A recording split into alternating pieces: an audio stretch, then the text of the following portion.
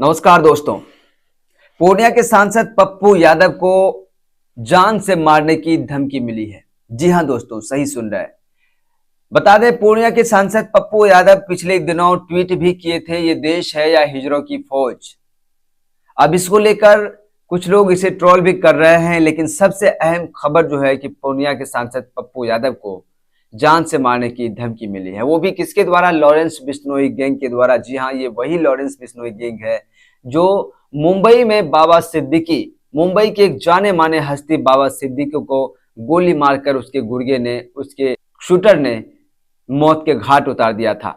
लेकिन अब जब पप्पू यादव ने उसका सवाल उठाया, क्योंकि देश के कई बड़े नेताओं ने जब इसका सवाल नहीं उठाया या फिर इस पर कोई चर्चा नहीं की या उस पीड़ित परिवार से मिलने की कोशिश तक नहीं की, तब वहां पे पूर्णिया के सांसद पप्पू यादव जाकर जीशान सिद्दीकी, जो बाबा सिद्दीकी के बेटे हैं, उनसे मिले भी, उनके परिवार से मिले भी और अपनी संवेदनाएं व्यक्त की। साथ ही सलमान खान से भी मिलने की कोशिश की, लेकिन सलमान खान शूटिंग के वजह से वो बाहर थे, जिसकी वजह से उनसे मुलाकात नहीं हो पाई। इन तमाम चीजों की जानकारी पप्पू यादव ने भी सोशल मीडिया के माध्यम से लोगों तक, आमजनों तक पहुंचाया। लेकिन पप्पू यादव ने उनसे वादा भी किया था कि आपको डरने की जरूरत नहीं, हम आपके साथ हैं, आपको कुछ नहीं होगा। लेकिन अब कहीं ना कहीं पप्पू यादव की ही मुश्किलें बढ़ती हुई देखी जा रही है, क्योंकि जिस प्रकार से पिछले दिनों से कॉल रिकॉर्डिंग वायरल हो रहा है, कुछ ऑडियो क्लिप वायरल हो रहा है, जिसमें पप्पू यादव को लॉरेंस बिश्नोई के गैंग के लोग धमकाते हुए नजर आ रहे हैं।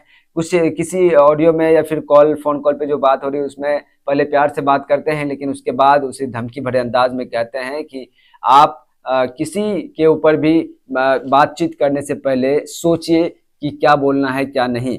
आप किसी पर कमेंट करते हैं, ऐसा करने से बचिए। अगर ऐसा जारी रहता है, हम आपको समझाने के लिए कॉल की, अगर ऐसा ये जारी रहता है तो फिर आपको भी रेस्ट इन पीस कर देंगे, यानी आपकी भी हत्या कर देंगे, आपको भी मार देंगे। अब ऐसे में पप्पू यादव भी कहीं ना कहीं डर के साए में आ गए हैं, ऐसा लोगों का कहना है। लेकिन पप्पू यादव सच में क्या है, उसके अंदर क्या फीलिंग्स चल रही है, उसे कोई समझ नहीं सकता है। लेकिन दोस्तों, एक बड़ी बात है कि कोई अपराधी जेल में बैठकर अगर किसी देश के सांसद को धमकी दे सकता है, बाबा सिद्दीकी जैसे मंत्री को, विधायक को, जो मुंबई बांद्रा की एक बड़ा हस्ती था, उसकी हत्या करवा देती है, वो भी जेल में बैठे बैठे।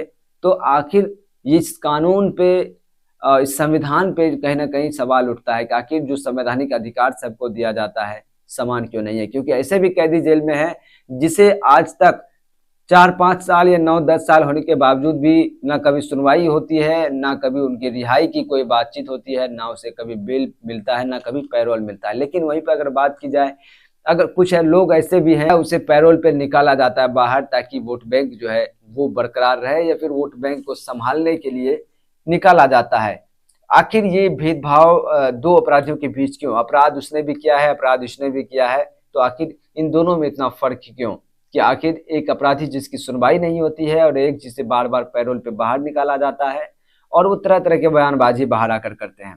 लेकिन खैर वो तो अलग बात है। लेकिन जो जेल में है अपराधी, वो जेल में रहकर इतनी बड़ी घटनाओं को अंजाम दिया जाता है, इतनी बड़ी घटना को, और कोई कुछ बोलते नहीं है। तब पप्पू यादव को कमेंट करना पड़ता है, पप्पू यादव को ट्वीट करना पड़ता है कि ये देश है या हिजड़ों का फौज, कानून हमें इजाजत दे दे तो 24 घंटे के अंदर अंदर हम इस 2 टके के लॉरेंस बिश्नोई गैंग के पूरे नेटवर्क को खत्म कर देंगे।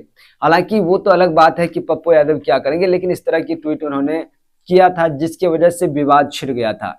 अब उन्हें जान से मारने की धमकी भी दी जा रही है। एक तरफ कुछ ट्रोल करने वाले लोग पप्पू यादव को फिर से ट्रोल करना शुरू कर दिए। एक बार ट्रोल उन्होंने किया था जब पप्पू यादव ने ट्वीट किया था ये देश है या हिजड़ों का फौज। उस समय उन्होंने कहा था कि पूरे देश के लोगों को गाली दी गई है। लेकिन अब जब धमकी मिली है, इस वक्त भी पप्पू यादव को ट्रोल करने की कोशिश की जा रही है। कहा जा रहा है कि पप्पू यादव अब डर गए हैं।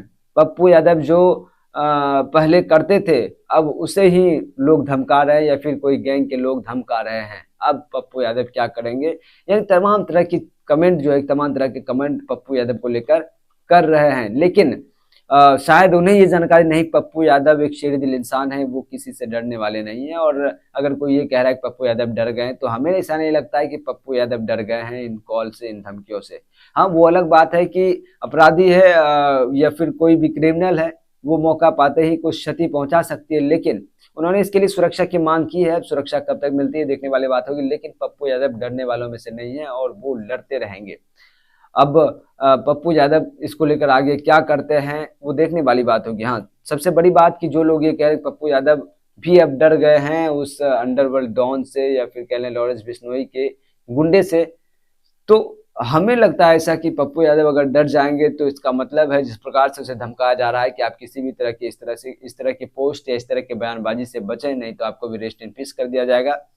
तो हो सकता है अगर पप्पू यादव सच में डर जाते हैं तो इस तरह की तमाम जो कमेंट करते थे जहां भी लोगों के ऊपर अत्याचार होता था, गरीबों की आवाज दबने लगती थी, उसे उठाने का काम करते थे, जिस दिन वो ये करना बंद कर देंगे उस दिन इस देश की जनता, इस बिहार की जनता समझ जाएगी कि पप्पू यादव सच में उस अपराधी से डर गया। लेकिन पप्पू यादव अब तक ऐसा कुछ खुले तौर पे बोले नहीं है, ना ही पप्पू यादव के हाव भाव से लगता है कि वो डर गए हैं। लेकिन कुछ ट्रोल आर्मी है जो ट्रोल करने की कोशिश कर रहे हैं, उन्हें करने का पूरा अधिकार है। ये भारत है, भारत में सबको अपने अपने विचार रखने की आज़ादी है, वो भी अपना विचार रख रहे हैं और क्योंकि उन्हें भी पता है कि इसके अलावा वो कुछ कर भी नहीं सकते हैं।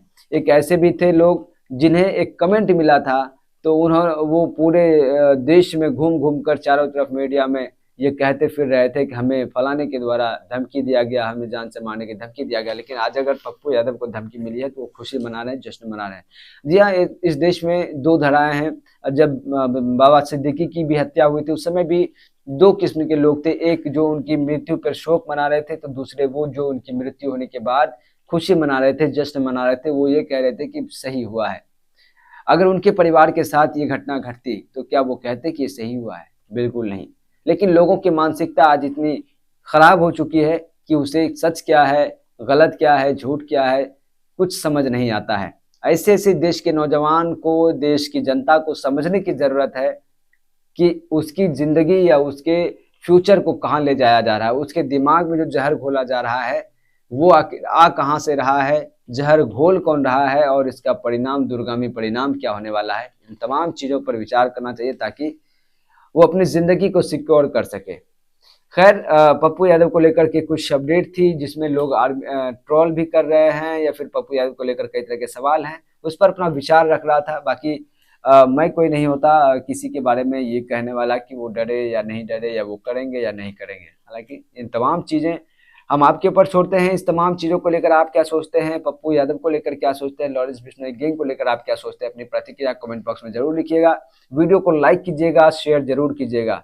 साथ ही चैनल पर नए हैं तो चैनल को सब्सक्राइब जरूर कीजिएगा। फेसबुक पर देख रहे पेज को फॉलो कीजिएगा। हमें दीजिए इजाजत, नमस्कार।